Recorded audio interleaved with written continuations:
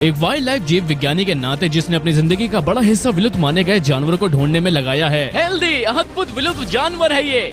मैंने सीखा कि कुछ जानवर जो हमें लगा कि जा चुके हैं, अब वो बस छुपे हैं कुछ सुनसान जगहों में इस दुनिया की।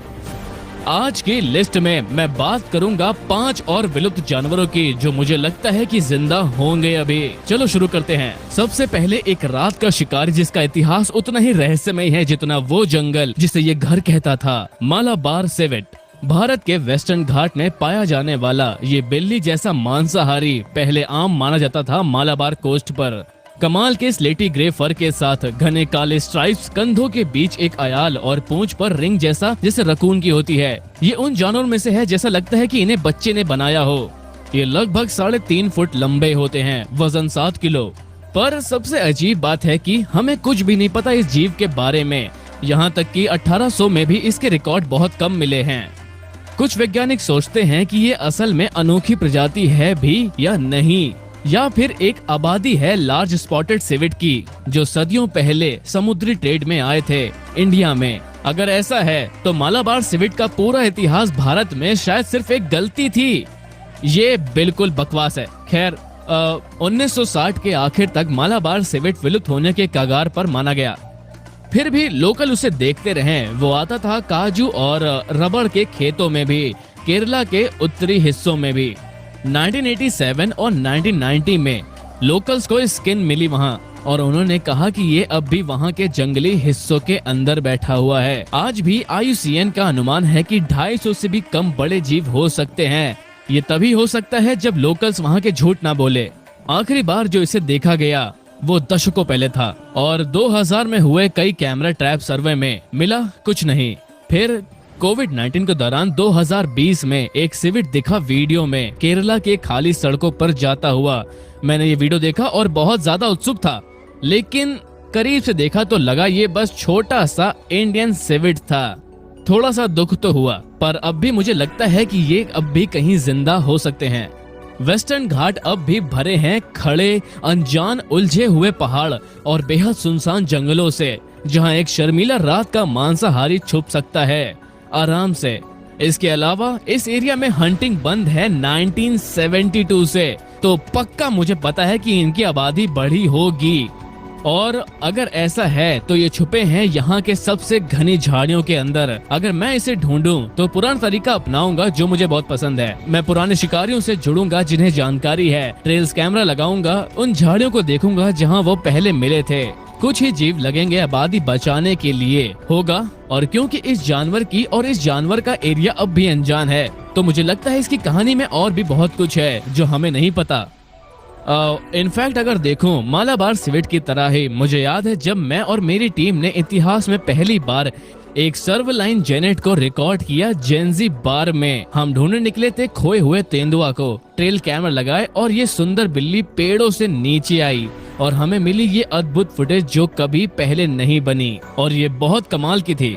और ये एक छोटे से नेशनल पार्क में हुआ, एक छोटे से टापू पर, जहां हमें पता था ये है पर किसी ने रिकॉर्ड नहीं किया इसे। अगर आप ये देखें और कंपेयर करें मालाबार सिवेट के जिंदा होने के चांसेस से, तो मैं इसे दूंगा उम्मीद भरा 10 में से 7। अगला है एक पक्षी जो इतना बड़ा और चमत्कारी था कि पुराने पक्षी विज्ञानी इसे कहते थे लॉर्ड गॉड बर्ड, क्योंकि लोगों ने यही चिल्लाया होगा जब पहली बार उन्होंने इसे देखा था। यकीनन उत्तरी अमेरिका का सबसे मशहूर विलुप्त माने जाने वाला पक्षी अमेरिकी आइवरी बिल्ड वुडपेकर। 20 इंच ऊंचा और 3 फुट पंख फैलाव वाला आइवरी बिल्ड वुडपेकर सबसे बड़ा वुडपेकर था नॉर्थ अमेरिका का। इतना बड़ा कि एक जोड़े को खुद के लिए 10 स्क्वायर माइल्स चाहिए होता था जिससे वो अपने लिए खाना ढूंढ सके। कितना गजब है, एक विशाल वुडपेकर जिसे चाहिए था 10 स्क्वायर माइल्स हर जोड़े के। ये मिलते थे पूर्वी टेक्सास से उत्तरी कैरोलिना तक, दक्षिणी इलिनॉइस से फ्लोरिडा तक। ये मशहूर थे अपने सफेद या आइवरी चोंच के लिए, पर असल में सफेद बाल थे जो मिलते थे पंखों के नीचे, जो इन्हें बाकी वुडपेकर से अलग बनाता था।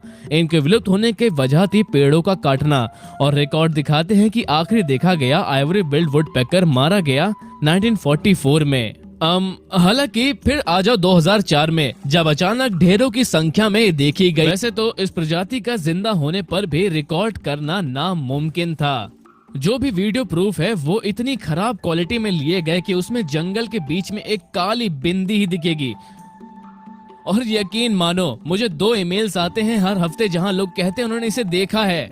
अब क्या बताऊं, और ज्यादातर कुछ भी साफ नहीं होता, तो उसमें मैं क्या देखूं। वो अक्सर एक बड़ी पिलेटेड वुड पैकर होती है। अब 2018 में मैं गया था ढूंढने आइवरी बिल्ड वुड पैकर को लुइसियाना की खाड़ियों में। मैं वहां था बेहतरीन रिसर्चर्स माइकल कॉलिन के साथ, जिन्होंने 20 साल तक कई बार आइवरी बिल्ड वुड पैकर देखी, और उन्हें 100% पता था कि जो उन्होंने देखा वो IBW ही थी। जो उन्होंने रिकॉर्डिंग करी उसका कैलकुलेशन भी दिखाया, और मैं देखकर मानने भी लगा था। उसकी स्पीड, उड़ान और उतरने का तरीका, क्योंकि वो नासा के वैज्ञानिक थे शायद से। उन्होंने बताया कि उसका साइज, उड़ान और ढंग और उसका स्टाइल, उनके पास मेरे हिसाब से सबसे साफ सबूत था कि आइवरी बिल्ड वुड पैकर जिंदा है। हमने मिचेल के साथ काम किया, डीकॉयज लगाए, आवाजें, जाल, सूट और हर तरह के कमाल के काम किए, और हमने रिकॉर्ड भी किया एक वुड पैकर को हमला करते, हमारे आइवरी वुड पैकर के नकली पक्षी को, जो मैं उम्मीद करता हूँ एक और बड़ा आइवरी बिल्ड वुड पैकर होगा। जो हमें मिला था वो था लाल, सफेद और काला सा था, तो संभावना है कि वो अब भी हैं। इतना कि जब हम गए 2023 में, तब प्रोजेक्ट प्रिंसिपालिस ने ड्रोन वीडियो निकाली और एक काला सफेद वुड पैकर, वो भी लुइसियाना से। पर ये सब मेरा मिला के प्रोजेक्ट प्रिंसिपालिस का भी वो शायद एक और पिलेटेड वुड पैकर हो, जिसके पंखों के नीचे धूप की चमक है, वो सफेद लग रहे हो पंख शायद से, जो आइवरी वुड पैकर जैसा दिखता है। वो दिखा तो नहीं हमें। तो बात यह है क्योंकि मैंने इसे खोजना चाहा है। इस पक्षी का घर ढूंढना भयानक सपने जैसा है। भरे हुए सिप्रस तालाब, घनी झाड़ियां, प्राइवेट जमीनों के टुकड़े, ऐसी अनछुई जगह जहां ये कई जोड़े दशकों तक जिंदा रह सकती हैं बिना किसी के देखे। और क्योंकि मिचेल जैसे ऑब्जर्वर ने, ना कि किसी रैंडम लोगों ने, इसका साइज, उड़ने का तरीका और इसके पीछे की गणित और डिटेल भारी मार्किंग बताई है, ये इग्नोर नहीं होगा। अगर ये अब भी है छोटी आबादी में ही, इसे ढूंढना पक्षी विज्ञान इतिहास का सबसे अहम पुनर्खोज होगी। तो 1 से 10 के स्केल पर मैं इसे उम्मीद भरा दूंगा 10 में से 6 नंबर। अगला है एक विशाल गेंडे की उप प्रजाति, जिसे शिकार की वजह से विलुप्त किया गया। जी हाँ, मैं बात कर रहा हूँ वेस्ट अफ्रीकन ब्लैक राइनो की। एक वक्त था जब कैमरून, चैड और अफ्रीका के साउथ ईस्ट के दूसरे देशों में थे। ये ब्लैक राइनो की उप प्रजाति 12 फुट लंबी होती थी, वजन 1 टन से ज्यादा। इनके व्हाइट राइनो भाइयों की तरह ही ये 2 सींगों से सजे थे, और आगे वाला सींग 4 फुट से भी लंबा जाता था। और जैसे हर नायाब जानवर के साथ होता है, इंसानों ने इनका शिकार किया। यहाँ ये शुरू हुआ 20वीं सदी के शुरुआत में, ज्यादातर सिंघों के लिए जो बिकती थी पूर्वी दवाइयाँ और स्टेटस के लिए। ये व्यापार अचानक उभरा और राइनो विलुप्त होने का सबसे बड़ा कारण बन गया। हालांकि फिर भी आबादी बढ़ी 1930 में संरक्षण प्रयासों से, लेकिन पर यह सुरक्षा ज्यादा नहीं रही इनकी। 1980 तक 100 ही रह गए थे। शिकार जारी रहा और 2000 में आबादी 10 हो गई। 2001 में सिर्फ 5 रह गई। अब रुको और सोचो जरा, ये आबादी 100 से 5 हो गई सिर्फ 20 साल में ही। ये वो पैटर्न है जो हमें अच्छे से पता है, जहां लोग बेकार में ही जानवरों को मार कर फेंक देते हैं। हमने ये देखा है थैलासीन और पैसेंजर पिजन में। और ये अजीब है सोचना कि इंसान इतनी बर्बादगी कर सकते हैं जिनके साथ हम रहते हैं हमेशा से। हालांकि इन सब के बाद आखिरी पक्की साइटिंग हुई 2006 में।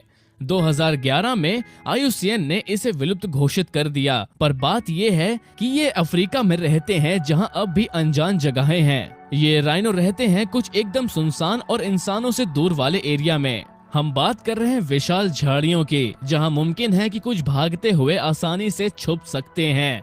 पर मेरा सवाल है कि कितने वक्त तक छुप लेंगे ये इंसानों से। राइनो दिखना अक्सर अब कम होता है, और बिना बड़े सींग दिखाए लोकल लोग इन्हें दूर से हिप्पो समझ लेते होंगे। जिम्बाब्वे में भी ब्लैक राइनो है, पर उन्हें देखना अब एक रेयर चीज बन चुकी है वहां के लिए। अब अगर मैं अफ्रीका वापस जाऊं उसे ढूंढने के लिए, तो इनको ढूंढना होगा लोकल गाइड्स के साथ जो इस एरिया को अंदर से जानते हैं। थर्मल ड्रोन, ट्रेल्स, कैमरा और बहुत सारा नसीब। और पता है क्या, नसीब का गजब तरीका है, वो वही जानवर दिखाएगा जहां उम्मीद ना हो हमें। और इसके बावजूद मुझे नहीं लगता वेस्ट अफ्रीकन ब्लैक राइनो अब भी विलुप्त हैं। मैं मानता हूं कि दक्षिण के दूसरे ब्लैक राइनो को वहां ले जाकर वो हिस्सा भर दो और धीरे धीरे वो वेस्ट अफ्रीकन ब्लैक राइनो बन जाएंगे, और वैज्ञानिक भी इस पर बात कर रहे हैं। इसके बाद मुझे लगता है 10 में से 1 के स्केल में मैं इनके जीने की संभावना को एक वेस्ट अफ्रीकन ब्लैक राइनो की बाहर मिलने की संभावना को दूंगा 10 में से 2। हे दोस्तों, वीडियो में थोड़ा ब्रेक